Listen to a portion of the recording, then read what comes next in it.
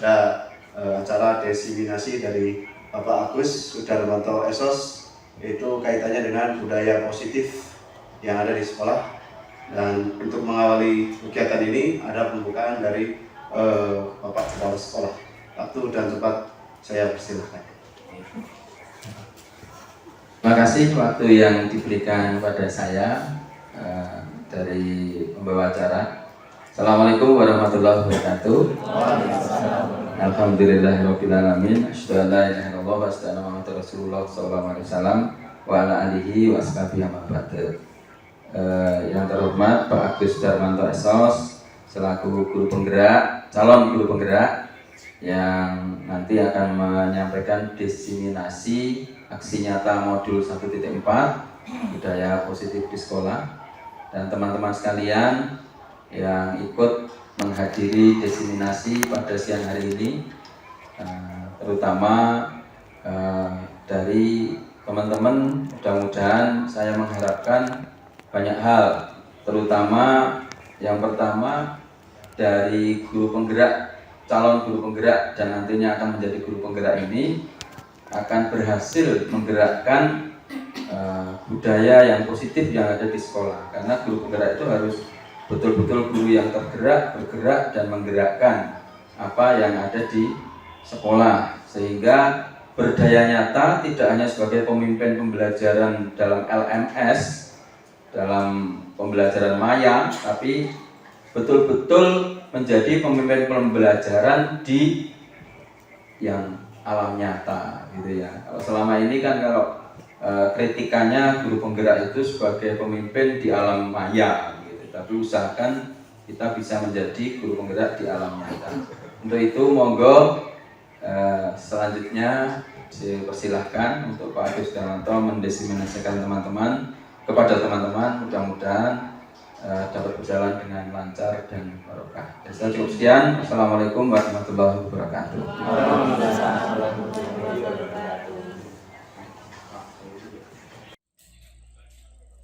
Bismillahirrahmanirrahim. Assalamualaikum warahmatullahi wabarakatuh.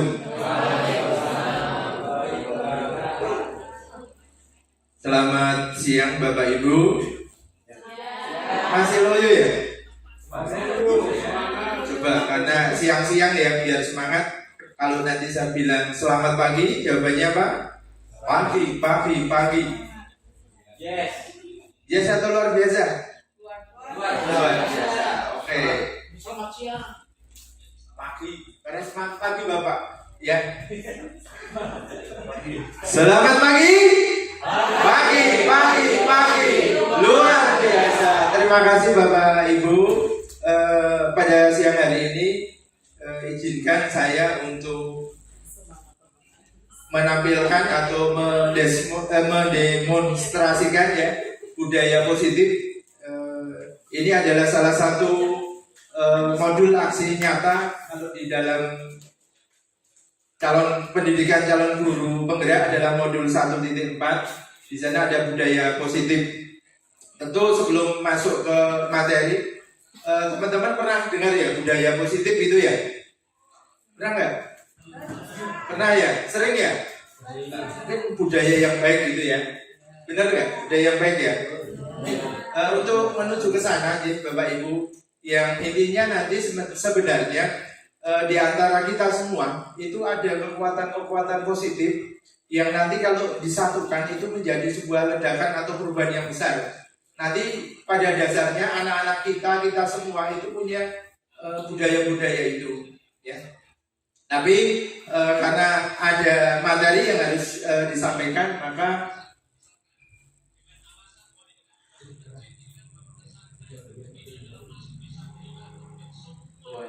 sebelum masuk ke sana, teman-teman, Bapak Ibu sekalian, ada pertanyaan pemantik di sini. Yang pertama, hukuman apakah bisa mendisiplinkan siswa atau anak-anak? Menurut teman-teman gimana? Bisa nggak? Bisa. Oke. Yang kedua, kita tabung dulu. Yang kedua, pemberian hukuman dengan hal positif seperti membaca atau membersihkan halaman sekolah dapat meningkatkan disiplin siswa atau anak. Gimana? Sepakat atau tidak, Bapak Ibu? Sepakat. Oke, kita simpan lagi. Yang ketiga, memberi penghargaan dapat meningkatkan motivasi. Nih, kalau Bapak Ibu di kelas kadang bisa memberikan penghargaan untuk anak-anak bisa aktif, untuk bisa mengikuti pelajaran dengan baik, untuk mau melakukan sesuatu. Kadang kita memberi penghargaan. Gimana? Sepakat atau tidak? Ya. Sepakat. Yang keempat, sudahkah teman-teman, Bapak Ibu mengenal namanya segitiga restitusi? Belum. Oke. Ya, nanti sambil ke sana Bapak Ibu. Oh, resti. Ya, resti itu kalau bahasa medis ya resiko tinggi gitu gitu. Istrinya bilang.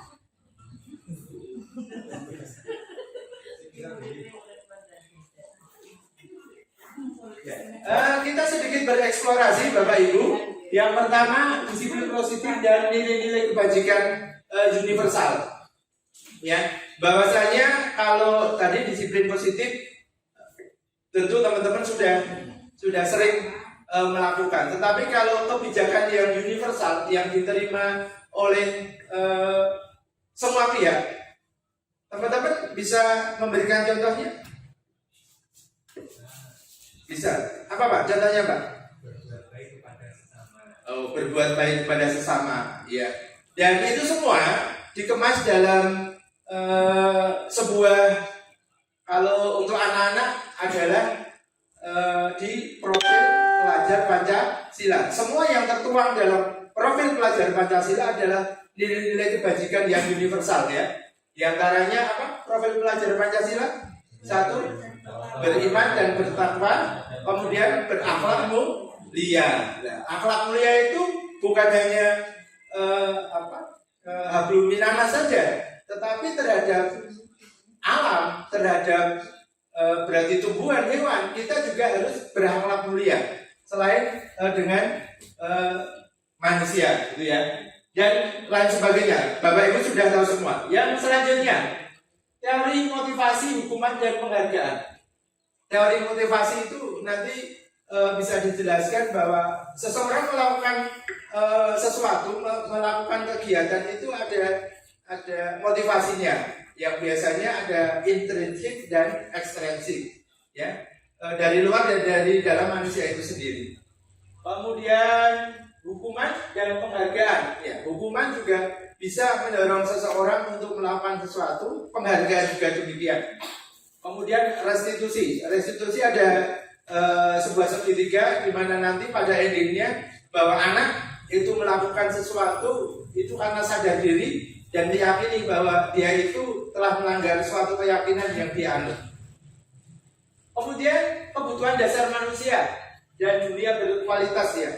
Salah satu kebutuhan kita ya ada apa? Kebutuhan manusia bertahan hidup. Terus Mbak Yulia, kebutuhan manusia apa aja? Makan, minum, ada penghargaan, ada kekuasaan dan sebagainya. Itu ada kebutuhan. Nanti kita pelajari. Kemudian ada restitusi, ada 5 posisi kontrol kita. Kemudian ada segitiga restitusi. Menurut teori William, ya, Glasser, bahwa teori kontrol, sebelum masuk ke sana kita akan meluruskan namanya konsep yang salah gitu ya. Yang pertama, ilusi guru mengontrol siswa. Bapak Ibu, pada dasarnya kita itu tidak bisa mengontrol siswa. Kita tidak bisa memerintah siswa. Yang bisa hanya siswa itu sendiri. Tatkala dia melakukan sesuatu kan atas dia yang lain. Kalau orang lain memaksa itu sudah tidak bisa. Manusia tidak dapat dikontrol oleh orang lain selama manusia tersebut tidak mengizinkan. Saat tidak mengizinkan ya nggak akan bisa ya. Contohnya kalau kita punya sesuatu yang berharga mau diminta orang lain bisa kita genggam. Teman atau orang lain itu ingin mengambilnya dengan membuka genggaman kita. Pasti kita akan mempertahankan. Kecuali si orang lain tersebut bisa istilahnya bisa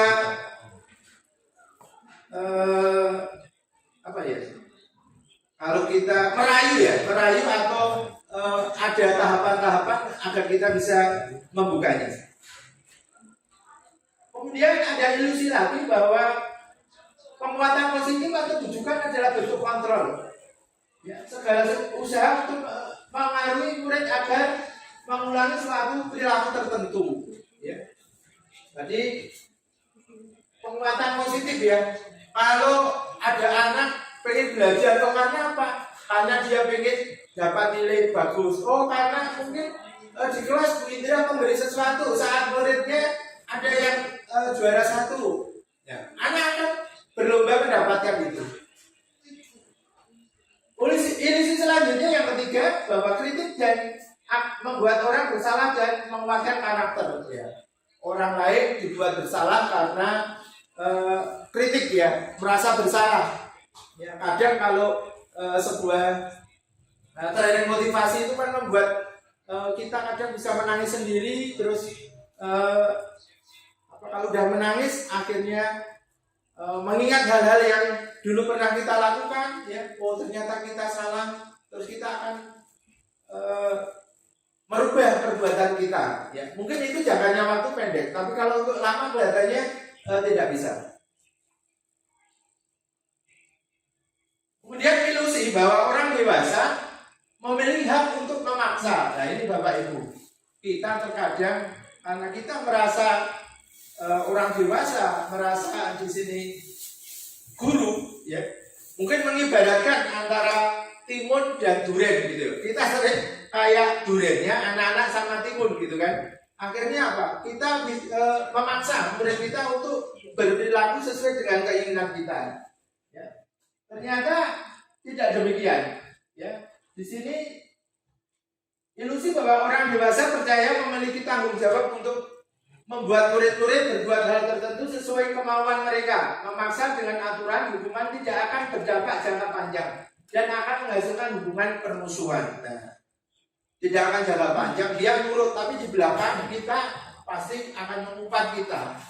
Dan itu menjadi sebuah catatan nanti terhadap anak-anak kita. Selanjutnya makna disiplin. Disiplin adalah tata tertib yang teratur dan kepatuhan pada peraturan. Disiplin juga sering dihubungkan dengan hukuman. Ya. Mungkin lebih diulas teman-teman, ada kata disiplin, ada hukuman, ada konsekuensi. Ya, coba kalau ini Bapak Ibu bisa nggak membedakan? Kalau ini misal Pak Agus Fauyan, guru olahraga, berada di lapangan, saat murid terlambat oleh Pak Fauyan, karena terlambat, begitu datang ke lapangan, suruh keliling lapangan 10 kali. Itu hukuman atau konsekuensi Bapak Ibu? Konsekuensi, karena dia terlambat, maka dia keliling lapangan. Tapi itu hanya berlaku untuk guru di PJOK. Tapi saat guru yang lain, misal guru bahasa Indonesia, mau terlambat, suruh lari-lari. Nah ini sebuah hukuman karena nggak ada kaitannya. Bang ya Bapak Ibu, membedakan antara hukuman dan konsekuensi. Kalau saya guru sosiologi, tentu kalau anak terlambat, konsekuensinya apa nanti? Misal, kalau anak-anak sudah istirahat dan punya istirahat, karena tadi anak ada yang terlambat, maka anak suruh stay di kelas. Untuk kamu tadi terlambat, bab ini kamu belum mengikuti, maka untuk membaca bab itu. Nah, itu hukuman atau konsekuensi? Itu adalah konsekuensi. Paham ya, teman-teman ya? Disiplin positif. Di situ ada teori kontrol, ada choice theory menurut William Glasser, itu teori kontrol ya. Bahwa yang pertama, Anda tidak bisa mengontrol orang lain, hanya Anda yang bisa mengontrol diri Anda. Teman-teman sudah ada ya, bahwa terhadap siswa kita sebenarnya tidak bisa menjebak, silakan, tidak bisa mengontrol. Yang bisa mengontrol adalah diri kita sendiri. Kita juga demikian dengan diri kita. Orang lain tidak bisa mengontrol kita, tetapi hanya diri kita sendirilah yang bisa mengontrol. 2, semua perilaku memiliki tujuan. Ya. Ada teori motivasi. Orang melakukan sesuatu pasti ada tujuannya. Yang pertama, untuk menghindari hukuman. Saya datang ke sekolah biar apa? Kalau guru kan datang ke sekolah pukul 7, kalau lebih dari 7, kadang kan untuk menghindari itu. Padahal kalau sebuah keyakinan secara otomatis mau ada peraturan atau apa tidak masalah. Salah satunya kita dan anak-anak kita, kenapa dia datang ke sekolah harus tepat waktu? Kalau kita dan anak-anak punya sebuah keyakinan bahwa datang tepat waktu adalah sebuah disiplin, maka ya sudah selesai bahwa anak disiplin aja, punya keyakinan itu, bukan karena takut dimarahi pimpinan dan sebagainya, tidak takut hukuman. Kemudian dua, untuk melibatkan imbalan. Nah, imbalan mungkin ada ribet ya, mungkin dari teman-teman dari kesiswaan, anak yang datang paling cepat maka dia akan dapat hadiah. Jadi kalau itu disampaikan ke anak-anak bisa menjadi seperti itu. Tujuannya datang melakukan sesuatu karena pengen hadiah, seperti itu teman-teman. Selanjutnya untuk menghargai diri sendiri. Nih kalau kita guru ya, harusnya kan engar sosong tulodo di depan memberi contoh, ing madya mangun karso, di tengah adalah bersama-sama memberi motivasi dan tuturi daya, di belakang memberi dorongan untuk anak-anak bisa berkembang. Ya, saat kita pakai itu, ya, engar sosong tulodo, saat kita berucap tapi kita tidak memberikan contoh, maka kita nggak akan dihargai di sana. Kadang tindakan harus selaras dengan ucapan dan sebaliknya. Kemudian nilai-nilai kebajikan universal, ya, kita memiliki nilai-nilai kebajikan universal untuk anak-anak itu dirangkum di dalam sebuah profil pelajaran Pancasila.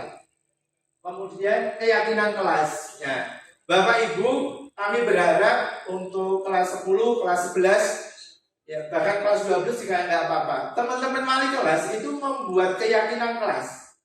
Ya, jadi nanti nggak ada peraturan di kelas, tetapi kalau sebuah keyakinan itu membuatnya bagaimana Bapak Ibu?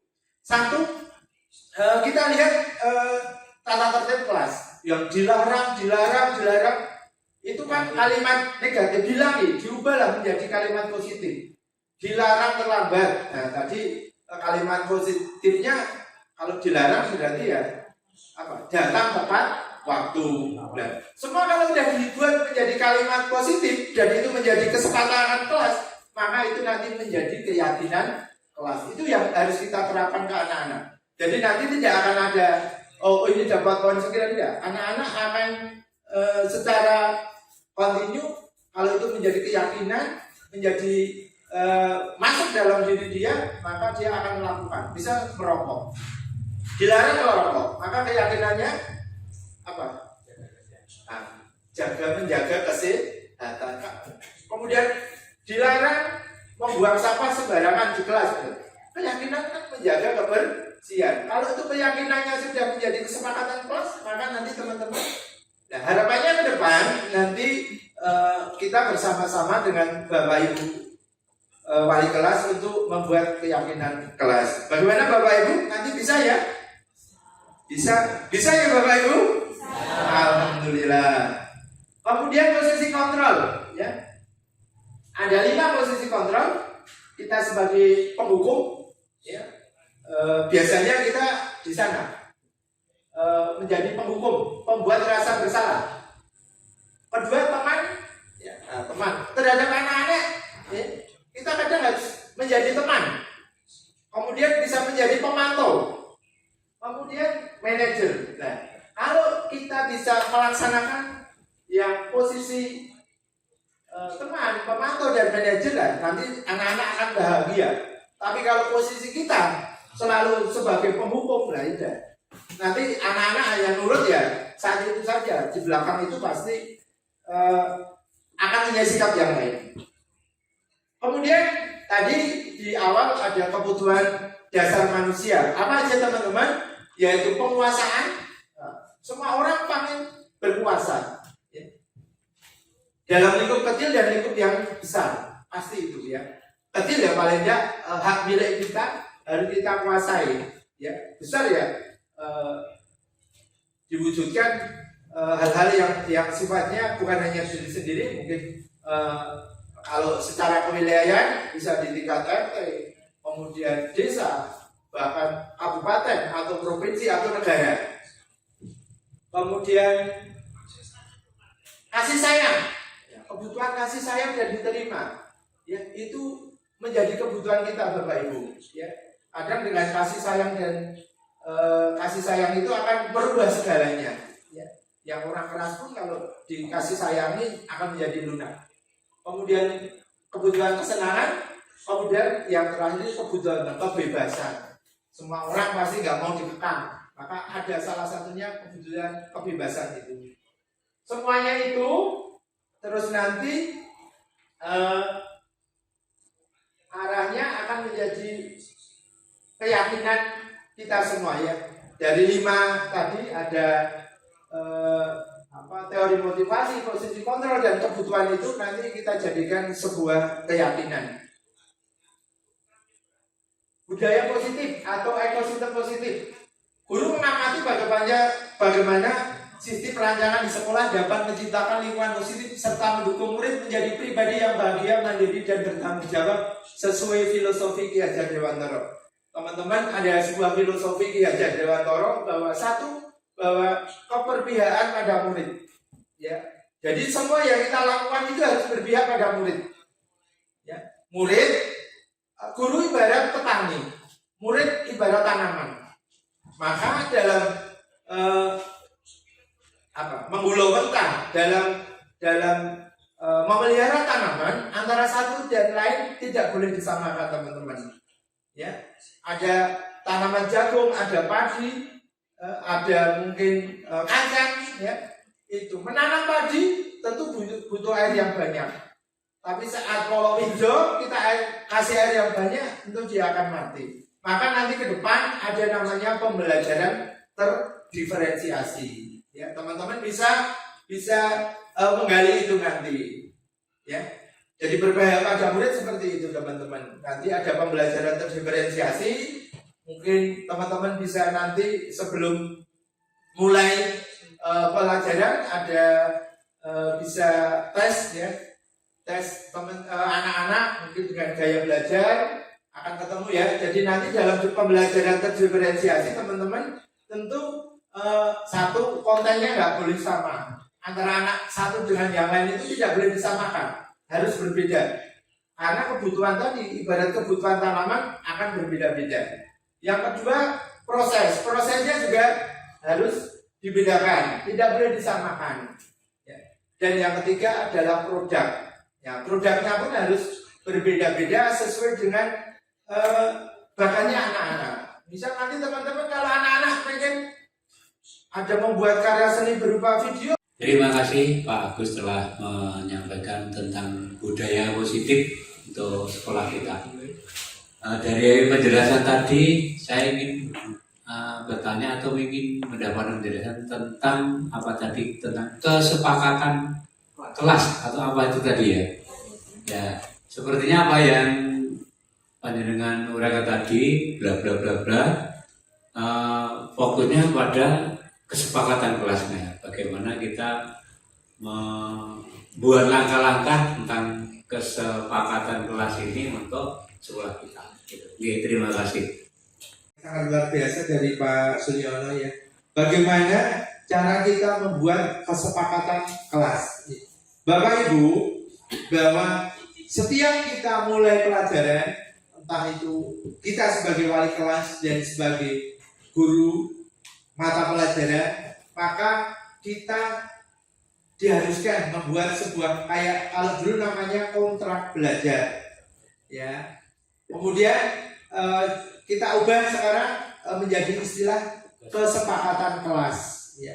Karena dari kesepakatan kelas itu nanti isinya adalah sebuah keyakinan atau aturan lain, ya, yang harus kita laksanakan nanti, ya. Saat pembelajaran kita, misal ada salah satu guru yang kalau dulu kan dilarang terlambat masuk kelas gitu kan, maka keyakinannya adalah kita menghargai waktu, kita disiplin waktu seperti itu Pak. Itu kita tulis nanti Pak. Jadi gini, teman-teman nanti kayak brainstorming ya, baru lagi itu jaga Bu. Jadi curah pendapat dengan anak-anak, ya. Anak-anak suruh menulis di papan tulis atau bahkan kalau nanti teman-teman akan sekolah sediakan lah namanya apa kertas yang ditempel-tempel itu namanya Pak? Oh ya itu sticky note itu ya. Ya nanti dibagi ke siswa-siswa Pak. Apa yang pengen disepakati di kelas ini kita bagikan semua, terus kita tempel di depan. Ya. Dari situ nanti pasti misal siswa kita 36, angkanya itu nanti tidak ada yang sama. Walaupun tidak kita perintah anak pengen pasti ada hal-hal yang sama. Kemarin saya sudah mempraktekkan itu Pak. Dari 36 mengerucut itu hanya menjadi sekitar 15 menjadi keyakinan kelas. Nah itulah yang aturan main yang nanti dibuat. Ya, nah, teman-teman kalau bahasanya dulu kayak kontrak belajar, ya, maka kita ubah menjadi keyakinan kelas. Dari larangan-larangan itu kita ubah menjadi kalimat yang positif. Kalau sudah positif barulah nanti kita jadikan keyakinan kelas seperti itu Pak. Jangan yang negatif Pak, jangan menggunakan kalimat negatif, tapi ubahlah menjadi kalimat positif. Yang selama ini kita pakai kan kalimat negatif. Begitu Bapak, terima kasih. Terima kasih atas penjelasan yang luar biasa. Ada satu hal yang menggelitik di hatiku. Bagaimana cara menggerakkan peserta didik yang memang benar-benar tidak mau belajar, meskipun sudah ditempuh berbagai cara yang seperti belum ya, jangan-jangan nanti Bapak dalam melakukannya belum istilahnya secara lahir batin kayak ada ikhlas atau belum gitu loh. Nah, anak kadang masih, maka perlu refleksi diri Pak. Ya, begitu ya Pak, merefleksikan diri. Terakhir siapa? Matur nuwun, terima kasih atas kesempatan yang diberikan. Menarik sekali materi hari ini, terutama tentang segitiga restitusi Bapak, yang sepengetahuan kami itu langkah-langkahnya kan bagus nih untuk mengatasi masalah atau problem yang dari masalah. Hanya pertanyaannya ketika anak ini problemnya itu berlipat-lipat, misalkan dia juga datang terlambat, dia malas belajar juga, dia kemudian juga di kelas tidak disiplin. Kira-kira nanti restitusi seperti apa yang harus dilakukan per kasus, apa langsung satu dilakukan restitusi satu langsung untuk semua kasus? Terima kasih. Terima kasih atas pertanyaannya Pak Koril. Jikalau anak ada beberapa kasus, bahkan mungkin 3 kasus, apakah bisa direstitusi secara bersamaan gitu kan? Tentu jawabannya tidak. Ya harus satu persatu Bapak. Untuk menyelesaikan masalah satu-satu. Tidak bisa digabungkan. Karena nanti kalau kita tanya latar belakangnya pasti berbeda-beda. Melakukan terlambat karena apa, malas belajar karena apa. Kemudian satu tadi di kelas malas-malasan. Nah, ketiganya pasti punya tadi tujuan melakukannya, alasannya juga pasti berbeda. Maka dalam melakukan restitusi tentu harus kita lakukan per kasus. Artinya nanti teman-teman ya harus bersabar ya untuk anak itu. Bagaimana membuat anak nanti menjadi nyaman. Tapi kalau langsung 3 kelihatannya anak tidak akan nyaman. Itu aja Bapak. Terima kasih. Demikian tadi Bapak Ibu budaya positif yang bisa kita terapkan pada nanti kelas kita, pada sekolah kita. Mudah-mudahan ke depan SMA Negeri 1 Karangkobar menjadi sekolah percontohan ya, perubahan paradigma di dunia pendidikan ya, bahwa satu menjadi sekolah yang ramah anak, sekolah yang menitik beratkan pada anak, pada kebutuhan anak ya. Jadi bukan pada kebutuhan kita tapi kebutuhan anak.